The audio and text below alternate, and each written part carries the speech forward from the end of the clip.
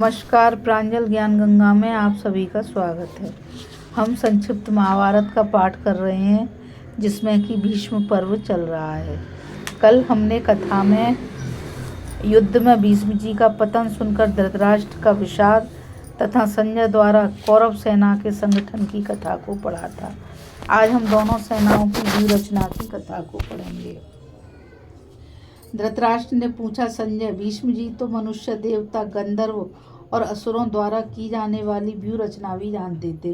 तब उन्होंने मेरी 11 अक्षौणी सेना की व्यूह रचना की। तब पांडु नंदन युधिष्ठिर ने अपनी थोड़ी सी सेना से किस प्रकार का व्यूह बनवाया। संजय ने कहा, महाराज, आपकी सेना को व्यूह रचना पूर्वक सुसज्जित देख धर्मराज युधिष्ठिर ने अर्जुन से कहा, तात, महर्षि बृहस्पति के वचन से यह बात ज्ञात होती है कि यदि शत्रु की अपेक्षा अपनी सेना थोड़ी हो तो उसे समेटकर थोड़ी ही दूर में रखकर युद्ध करना चाहिए, और यदि अपनी सेना अधिक हो तो उसे इच्छानुसार फैलाकर लड़ना चाहिए। जब थोड़ी सेना को अधिक सेना के साथ युद्ध करना पड़े तो उसे सूची मुख नामक व्यूह की रचना करनी चाहिए। हम लोगों की यह सेना शत्रुओं के मुकाबले में बहुत थोड़ी है, इसलिए तुम व्यूह रचना करो। यह सुनकर अर्जुन ने युधिष्ठिर से कहा, महाराज, मैं आपके लिए वज्र नामक दुर्भेद व्यूह की रचना करता हूँ। यह इंद्र का बताया हुआ दुर्जय व्यूह है, जिनका वेग वायु के समान प्रबल और शत्रुओं के लिए दुष्ट है। वे योद्धाओं में अग्रगण्य भीमसेन इस व्यूह में हम लोगों के आगे रहकर युद्ध करेंगे। उन्हें देखते ही दुर्योधन आदि कौरव भयभीत होकर इस तरह भागेंगे जैसे सिंह को देखकर शूद्र मृग भाग जाते हैं। ऐसा कहकर धनंजय ने वज्र व्यूह की रचना की।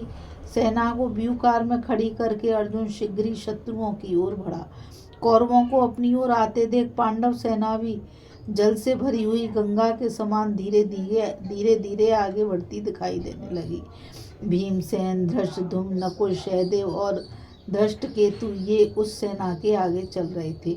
इनके पीछे रहकर राजा विराट अपने भाई, पुत्र और एक अक्षौणी सेना के साथ रक्षा कर रहे थे।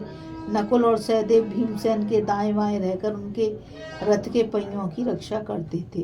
द्रौपदी के 5 पुत्र अभिमन्यु उनके पृष्ठभाग के रक्षक थे। इन सब के पीछे शिखंडी चलता था, जो अर्जुन की रक्षा में रहकर भीष्म जी का विनाश करने के लिए तैयार था। अर्जुन के पीछे महाबली सात्यकी था तथा युधामन्यु और उत्तमौजा उनके चक्रों की रक्षा करते थे। केकय, धृष्टकेतु और बलवान चिकितान भी अर्जुन की रक्षा में थे। अर्जुन ने जिसकी रचना की थी वह वज्र व्यूह भय की आशंका से शून्य था। उसके सब ओर मुख थे, देखने में बड़ा भयानक था। वीरों के धनुष इसमें बिजली के समान चमक रहे थे और स्वयं अर्जुन गांडीव धनुष हाथ में लेकर उसकी रक्षा कर रहे थे। उसी का आश्रय लेकर पांडव लोग तुम्हारी सेना के मुकाबले में डटे हुए थे। पांडवों से सुरक्षित वह व्यूह मानव जगत के लिए सर्वथा अजय था। इतने में सूर्योदय होते देख समस्त सैनिक संध्या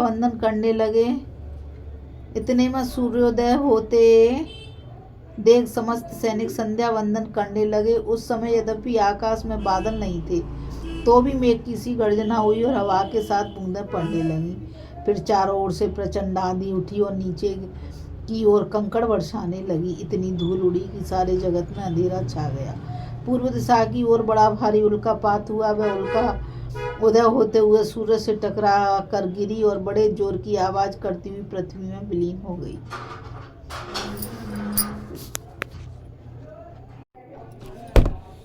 संध्या वंदन के पश्चात जब सब सैनिक तैयार होने लगे तो सूर्य की प्रभा फीकी पड़ गई तथा पृथ्वी भयानक शब्द करती हुई कांपने लगी और फटने लगी।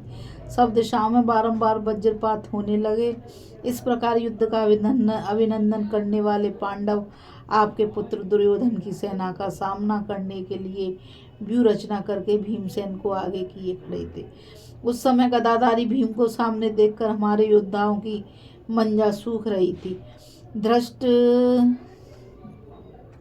धृतराष्ट्र ने पूछा, संजय, सूर्योदय होने पर भीष्म की अधिनायकता में रहने वाले मेरे पक्ष के वीरों और भीमसेन के सेनापतित्व में उपस्थित हुए पांडव पक्ष के सैनिकों में पहले किन्होंने युद्ध की इच्छा से हर्ष प्रकट किया? संजय ने कहा, नरेंद्र, दोनों ही सेनाओं की समान अवस्था थी। जब दोनों एक दूसरे के पास आ गई तो दोनों ही प्रसन्न दिखाई पड़ी। हाथी, घोड़े और रथों से भरी हुई दोनों ही सेनाओं की विचित्र शोभा हो रही थी। कौरव सेना का मुख पश्चिम की ओर था और पांडव पूर्वाभिमुख होकर खड़े थे। कौरवों की सेना दैत्यराज की सेना के समान जान पड़ती थी और पांडवों की सेना देवराज इंद्र के समान शोभा पा रही थी। पांडवों के पीछे हवा चलने लगी और कौरवों के पृष्ठभाग में मांसाहारी पशु को कोलाहल करने लगे। भारत आपकी सेना के व्यूह में 1 लाख से अधिक हाथी थे। प्रत्येक हाथी के साथ 100 रथ खड़े थे। एक रथ के साथ 100 घोड़े थे। प्रत्येक घोड़े के साथ 10 धनुर्धर सैनिक थे और एक धनुर्धर के साथ 10 ढाल वाले थे। इस प्रकार भीष्म जी ने आपकी सेना का व्यू बनाया था। वे प्रतिदिन व्यू बदलते रहते थे। किसी दिन मानव व्यू रचते थे तो किसी दिन देव व्यू तथा किसी दिन गांधर्व व्यू बनाते थे तो किसी दिन आसुर व्यू। आपकी सेना के व्यू में महारथी सैनिकों की भरमार थी। वह समुद्र के समान गर्जना करती थी। राजन, कौरव सेना यद्यपि असंख्य और भयंकर है तथा पांडवों की सेना ऐसी नहीं है, तो भी मेरा यह विश्वास है कि वास्तव में वही सेना दुर्धर्ष और बड़ी है जिसके नेता भगवान श्री कृष्ण हैं। बोलो श्री कृष्ण भगवान की जय।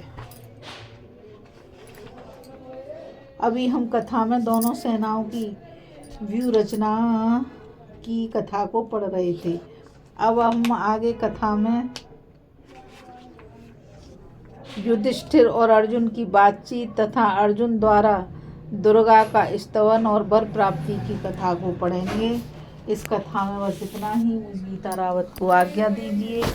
कल फिर मिलेंगे एक नई कथा के साथ। और मैं आप सभी से यही कहना चाहूँगी कि आप इस चैनल को ज़्यादा से ज़्यादा लाइक, शेयर और सब्सक्राइब कीजिए ताकि यह अमूल्य ज्ञान अधिक से अधिक लोगों तक पहुंच सके। इस कथा में बस इतना ही।